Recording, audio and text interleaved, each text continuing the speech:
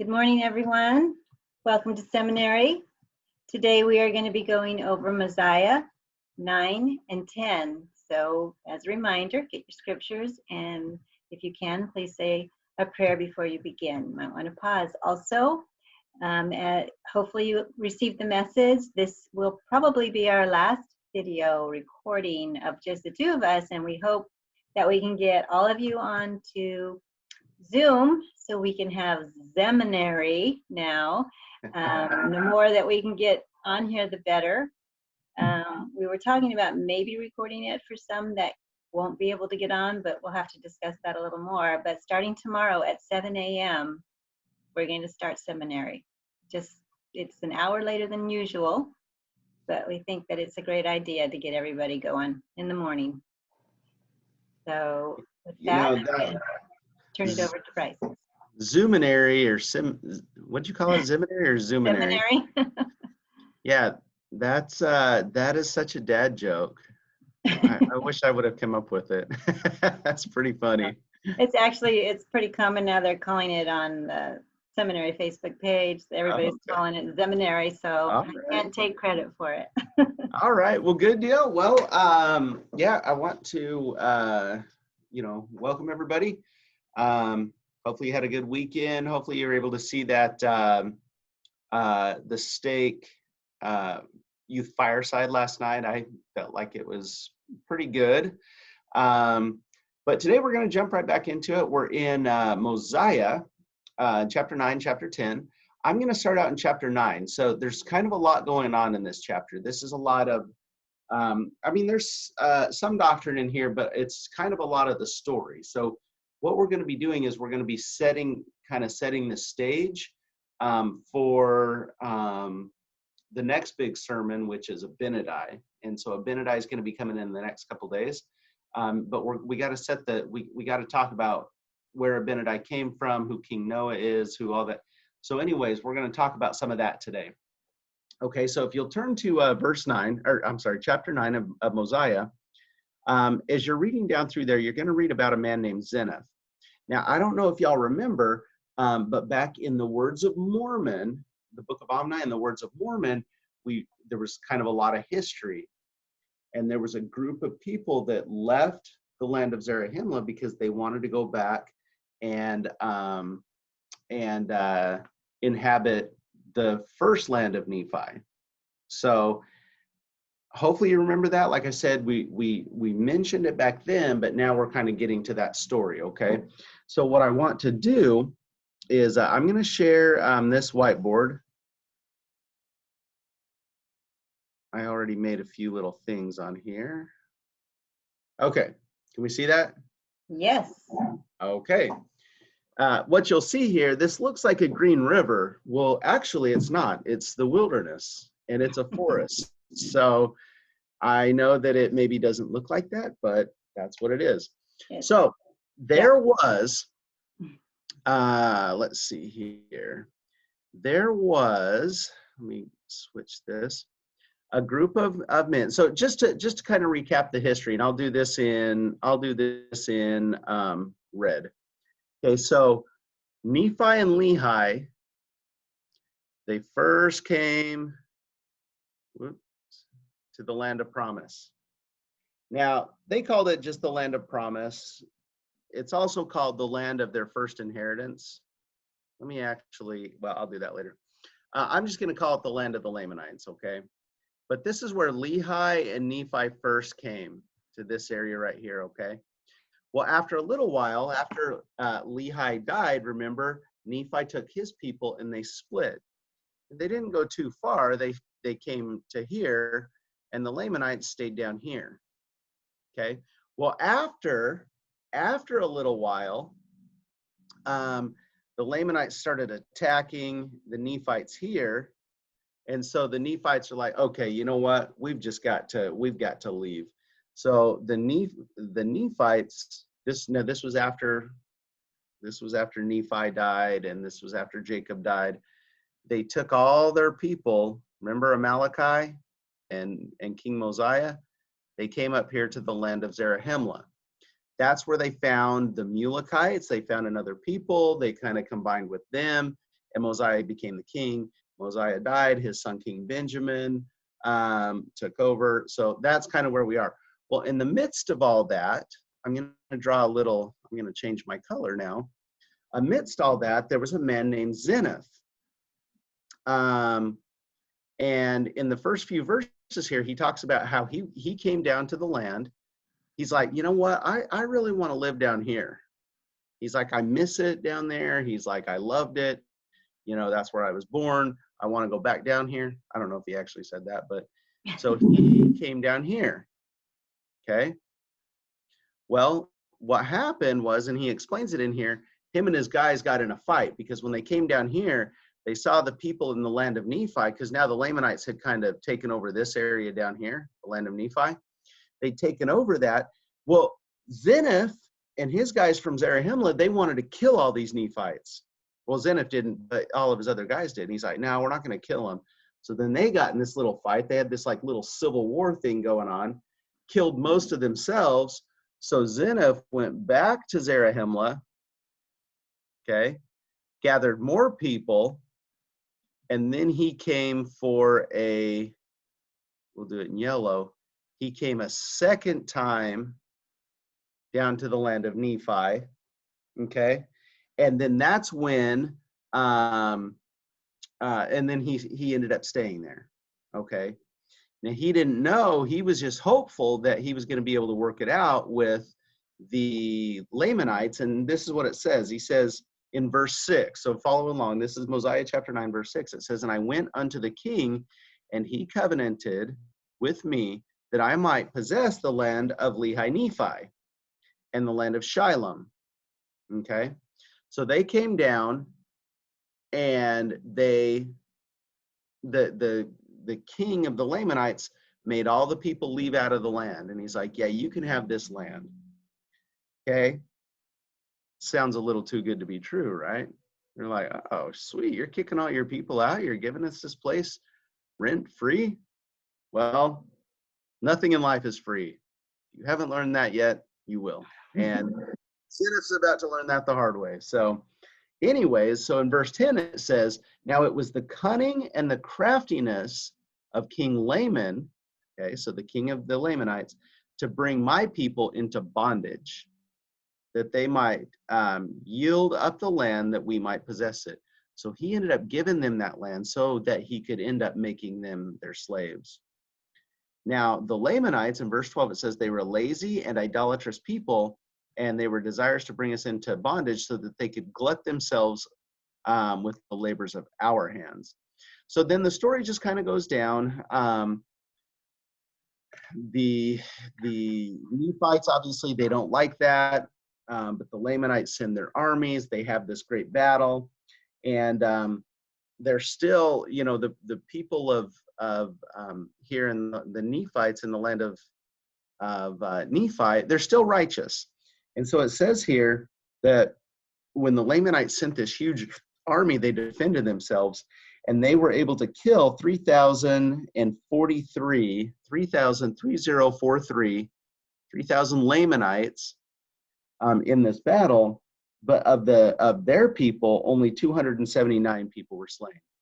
So as they went up in the strength of the Lord, they were able to defeat the Lamanites. Now, it didn't last very long, and eventually they do become slaves to the Lamanites. And then that's where we kind of start to get into this Abinadi, King Noah, story. So anyways, that's pretty much chapter 9. So I'll turn it over to Sister Kirkpatrick. Great. I gotta stop. Yeah. Well, in chapter 10, what happens is King Laman dies and his son takes over. And at this point, the son wants to seize all what the Nephites are building up. And I wanted to just say that they use Lamanites here kind of generically. A Lamanite could also be a Nephite that broke off from the Nephites and just stayed in the land with the Lamanites. Lamanite was somebody who was not a Nephite, basically, and that's how they distinguished them. They also distinguished them as being lazy and bloodthirsty.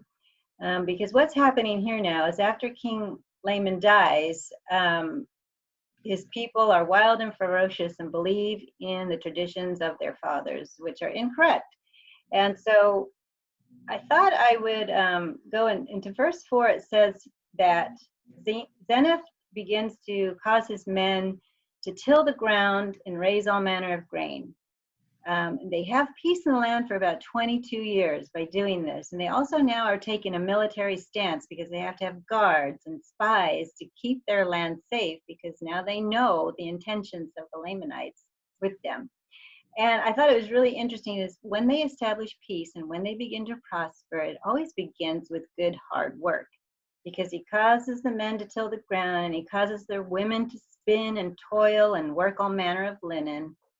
And you know, and they just start to prosper. Now remember, prosper means the Lord is with them. And the Lamanites see this and they want what they see. And so they have to go to battle with them. And they did go up to battle. It says in verse 10, they went up to battle in the strength of the Lord. And then in verse 11, it teaches us that the Lamanites knew nothing concerning the Lord or the strength of the Lord. And this is where he really describes them, that they were a wild and ferocious and bloodthirsty people. Now, this weekend, I'll take these off for a minute. I've been working on face masks because my son drives an ambulance and I want to make sure he's protected. I know that they don't always have everything they need, and he is constantly taking, he works 12 hours a day, and he has to take a lot of the elderly to important appointments for dialysis and such. So I made this face mask. I'm going to try and put it on here. But this is camel. And anyway, when I make something, I have to make it right? So I had to make sure that there was something in between this fabric. I wanted to make it as close to an N95 as I could, make it comfortable. But with fabric, I'm going to show my screen now. You have to, I'm going to just draw. With fabric, there's woven and non-woven. And cotton, which I started out with, is woven. And if you were to look at it under a microscope, you would see that the fabric looks like this. And these squares, that's air. And things can get through there. And it doesn't matter how many layers of this cotton fabric I make, it's still gonna let through something. So what happens is you have to get something that's called non-woven and put it in between so that nothing can get in. And that's what HEPA filters are made out of. That's what the N95 masks have. So even though that fabric, I found a piece of non-woven fabric, so nothing could get through. And the reason I'm bringing that up is because, you know, we know that viruses can get through if it was just cotton. So you need a barrier so that they can't get through. But I thought it was interesting to maybe compare something that's worse than a virus that can get through. There used to be a saying, the fabric of our lives, and it just brought new insight to me. As I thought about the virus, I thought there's something worse than a virus that you can hand down, and that is contagious, and that is anger and hatred. It's just very contagious. And Laman obviously was so resentful and so hateful that he taught it to his children, and his children taught it to their children, and so on. That it goes into verse, I think it's 15, verse 14. No, verse 13 here is that, and again, they thought they were wronged while in the land of their first inheritance after they crossed the sea. And all this because Nephi was more faithful in keeping the commandments of the Lord. Therefore, he was favored of the Lord. And then it goes into 14 saying, and they were wroth with him because they understood not the dealings of the Lord. And they believed, and in verse 12, it tells you that they believed that they were driven out of the land of Jerusalem because of the iniquities of their fathers. So they even have this wrong tradition that Lehi was somehow sinful, and that's why he had to leave Jerusalem. And that if they had stayed in Jerusalem, Laman would have been, in charge after his father died. And these just traditions keep going on. They felt like they were wronged when they were in the wilderness. They were wronged while crossing the sea. And they just passed on these incorrect traditions, which brought hatred and resentment. And if you notice, hard work is a good way to get through things, whereas anger and resentment, it kind of stops you from doing things. They became lazy, indolent, wild, and ferocious, and they would rather watch somebody else work and do the hard work and just take over than do the work themselves and try and explore themselves what really happened and try to move on from their incorrect traditions. And so in verse 17, this is what it says, and thus they have taught their children that they should hate them and that they should murder them and that they should rob and plunder them and do all that they could to destroy them. Therefore, they have an eternal hatred towards the children of Nephi. And what a shame that these people could have embraced the gospel at any time, but their hatred was a barrier and they could not get through. They would not let the gospel through, and instead they just let other things destroy their hearts, as it was symbolized in everything they tried to destroy with the Nephites.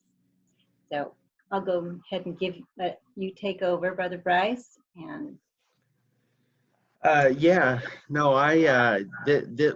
Sister Kirkpatrick is talking about here, it comes back over and over and over again. I mean, the Nephites and the Lamanites, they just can really never get along. There's a few times in the scriptures, they're in the Book of Mormon, when they can get along, but for the most part, they don't. And it all comes back to this. I really like that analogy of allowing, that anger and that stuff to come in, because I think we do that. My question today is, it's going to be kind of, I wasn't actually going to do one, but then when I thought about what Sister Kirkpatrick was talking about, I do have one. I want you to reflect, and I don't know, you don't have to write much about this, but I want you to reflect on times that maybe you're a little bit indolent and maybe lazy like the Lamanites, that you're comfortable and you're cool with people doing work for you, whether it be your parents or, if you're in a group project at school, you're like, I'm not going to do it. They'll take care of it. That's essentially what the Lamanites are doing right here. Like, if I just wait long enough, then my mom will clean the kitchen. I think that happens. And so all the time. I want you to think, like, is there times where I myself kind of act like the Lamanites, and I want to benefit from the labors of others without contributing? Okay, that's a good one. Mine's kind of similar, because I've already asked you to give me your hot buttons or what triggers you. So I'm not going to go into that. I'd rather go into the side. I mean, I think I've made it clear that hatred and anger and resentment can be passed down from generation to generation. And so be aware of that. But what I would like to do is, I'm going to share my screen one more time. I wanted you to remember, okay, it's not here now, so I can't share it, but, oh, here it is. Remember this? Isn't it, I mean, think about it. We've learned to do home church with the Come Follow Me program. The prophet has prepared us for that, but he's also prepared us for this new children and youth program at the same time. Look at all the time you have now in your hands. What can I do to prosper is my question. How can you prosper in the land right now? By completing something in your youth program. You have so much time to do it now. And I'd like you to set a goal of something you can accomplish by the end of April. What can you do to improve yourself? And it could also go with your youth program, so you're accomplishing lots of things together.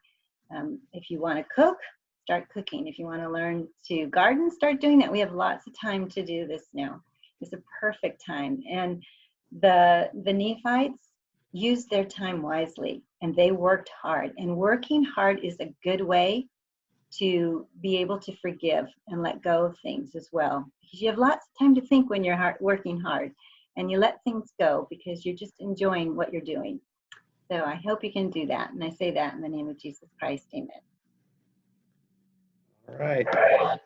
Okay. So tomorrow, just a reminder, we are going to have seminary at 7 o'clock live. And so we want everybody to log in.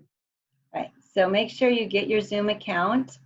Once you download the app, whether on your phone or laptop or iPad or tablet, whatever you have, you need to start an account. We will invite you through the link, or we'll invite you through an email, maybe both. I'm not sure. Probably both. We just send one. Yeah, we can send one to their, the text message, and then we can send one on the email. I think would be good. Right. Okay. All right, guys. See you tomorrow.